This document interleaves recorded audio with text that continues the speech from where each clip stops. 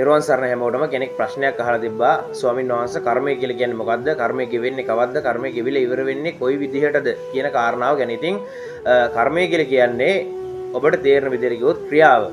ඒකට අපිට ක්‍රියාව කොටස් තුනකට බෙදා ගන්න පුළුවන්. කය මුල් කරගෙන කරන්න පුළුවන්, වචනේ මුල් කරගෙන කරන්න පුළුවන්, සිත මුල් කරගෙන කරන්න පුළුවන්.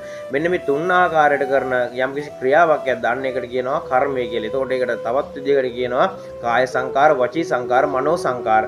ඉතින් එතකොට මෙන්න මේකට තමයි කර්මය කියලා කියන්නේ. ඒ කර්මය අපිට තවත් කොටස් දෙකකට බෙදා ගන්න පුළුවන්. එකක් හොඳ විදිහට කරන්න පුළුවන්, අනික නරක විදිහට කරන්න පුළුවන්. ඒකට හොඳ විදිහට කරන එකට කියනවා පින කියලා, නරක විදිහට කරන එකට කියනවා පව කියලා. ඉතින් එතකොට මෙන්න මේ ආකාර දෙකටම අපිට මේක කරගන්න පුළුවන්. ඉතින් එතකොට ඔබ මේ කර්මය කියන එක යම් යම් අවස්ථාවලදී විවිධාකාර විදිහට වෙනස් වෙන අවස්ථා දිනවා. ඒ තමයි ඔබ යම් කිසි වෙලාවකට මේ කර්මයක් සිද්ධ කරන්නේ මේ කර්මයට විපාකයක් තියෙනවා. මේ කර්මයට තියෙන විපාකය තමයි ඔබ අහන්නේ මේ කර්මය ගෙවිලා ඉවර වෙන්නේ කවද්ද? මේ කර්මය කොහොමද ගෙවෙන්නේ කියන එක ඔබ අහන්නේ ඔබ කරපු කර්මයේ විපාකය පිළිබඳ. ඉතින් එතකොට ඒ කරපු කර්මයේ විපාකේ ගෙවෙන විදිහ, ගෙවලා ඉවර වෙන දවස අපිට කියන්න හැකියාවක් නැහැ. ඒක ගෝචර වෙන්නේ, ඒක කියන්න පුළුවන් වෙන්නේ ලෞතුරා සම්මා සම්බුදු පියාණන් වහන්සේට විතරයි. බුදු පියාණන් වහන්සේ කාරණා 4ක් හෝ 5ක් මට මතක විදිහට කියනවා මෙන්න මේ කාරණා 5 එහෙම නැත්නම් මෙන්න මේ කාරණා 4 හොයන්න යන්න එපා. ඔබට හොයලා ඉවර කරන්න බෑ. මේක හොයන්න ගියොත් ඔබ වික්ෂිප්ත වෙලා යනවා. එහෙම නැත්නම් ඔබේ මනස ව්‍යාකූල වෙලා යනවා. ඔබට පිස්සු හැදෙන්න පුළුවන්. මේක හොයන්න ගියොත් උම්මත්තකය වෙනවා කියලා කියනවා. ඒ තමයි එකක් තමයි කර්ම විෂය. එකක් තමයි බුද්ධ විෂය. එකක් තමයි මේ ධාන විෂය. තව එකක් තමයි මේ චිත්ත විෂය. අනිත් එක තමයි මේ ලෝක විෂය. මට මතක විදිහට මෙන්න මේ විෂයන් පද්ධති 5. මෙන්න මේක හොයන්න යන්න එපා කියන හෙව්වොත් පිස්සු වෙනවා කියන. එහෙම නැත්නම් උම්මත්තකය වෙනවා කියන. මොකද ඒක හොයලා ඉවර කරන්න බෑ. කර්මයක් විපාකයට එන්නේ කොහොමද කියන එක අපිට විග්‍රහ කරන්න බෑ.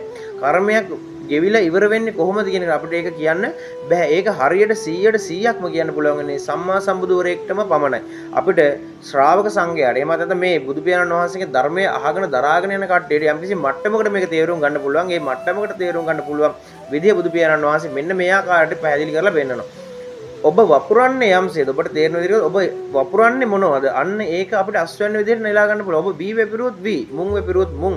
එතකොට අපි වපුරන්නේ කොහොමද? අන්න ඒක ඒ ආකාරයට ගන්න පුළුවන්. එතකොට ඔබට ගලපලා බලන්න පුළුවන්. ඔබට අද හොඳ දෙයක්. එහෙම නැත්නම් ඔබ වී වෙපිරුවන ඔබට වී හම්බ වෙනවා. මුං වෙපිරුවන මුං. එහෙනම් ඔබ හොඳ දෙයක් ලෝකෙට ජනිත කරොත් හොඳ දෙයක් ඔබට ලැබෙනවා. නරක දෙයක් ලෝකෙට ජනිත කරොත් නරක දෙයක් ලැබෙනවා. එහෙනම් ඔබට තීරණය කරන්න පුළුවන්, තේරුම් ගන්න පුළුවන්. ඔබට අද දුකක් විඳිනවා නම් ඒකට හේතුවක් තියෙනවා. ඒ දුකට හේතුව තමයි ඔබ සසරේ මොනවාම හරි අවඩක් අසාධාරණයක් කරලා ඇති, දුකක් දීලා ඇති, දුකක් දුන්නේ එකේ ප්‍රතිඵලයක් විදිහට අද ඔබට දුකක් ලැබෙනවා. එහෙනම් ඔබ පෙර සසරේ කරපු කර්මයට විපාකයේ විදිහට ඔබට දුක ඇවිල්ලා තියෙනවා.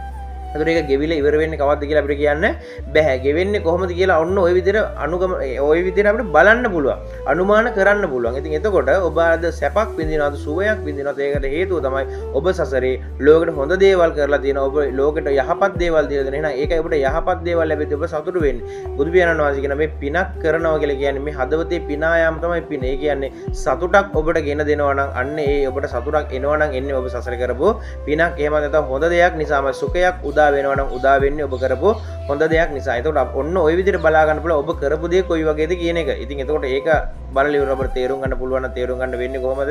අපි ලෝකෙට නරක දේවල් දුන්නොත් එහෙම දුක් විඳින්න වෙනවා. හොඳ දේවල් දුන්නොත් සැප විඳින්න වෙනවා. එහෙනම් ලෝකෙට හොඳ දේවල්ම දෙනවා. ලෝකෙට යහපත් දේවල්ම කරනවා. ලෝකේ ඉන්න යම්කිසි කෙනෙක් ඉන්නවනම්, මිනිස්සෙක් ඉන්නවනම්, ස්වාමීන් වහන්සේ නමක් වේවා, යම්කිසි ගිහි පුද්ගලයෙක් වේවා, සතෙක් වේවා, ආහාර ටිකක් දෙන්න පුළුවන් නම්, වතුර වීදුරුවක් පිළිගන්නන්න පුළුවන් නම්, ඒ කට්ටියට යහපත පිණිස යම්කිසි වැඩක් කරන්න පුළුවන් නම් අන්න ඒක කරන්න. එතකොට ඔබට යහපත් දේවල් ලැබෙන්න පුළුවන්. ඉතින් අර විෂයන් 5ක් බුදු පියාණන් වහන්සේ 5ක් හෝ 4ක් දේශනා කරනවා. මෙන්න මේවා හොයන්න යන්න එපා කියලා.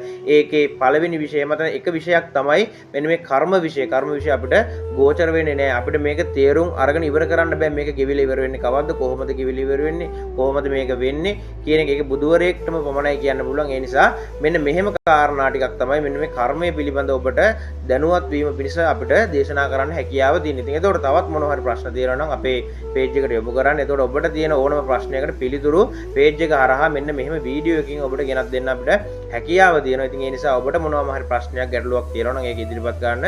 එතකොට ඔබට අවශ්‍ය පිළිතුර ලැබෙනවා ඇති.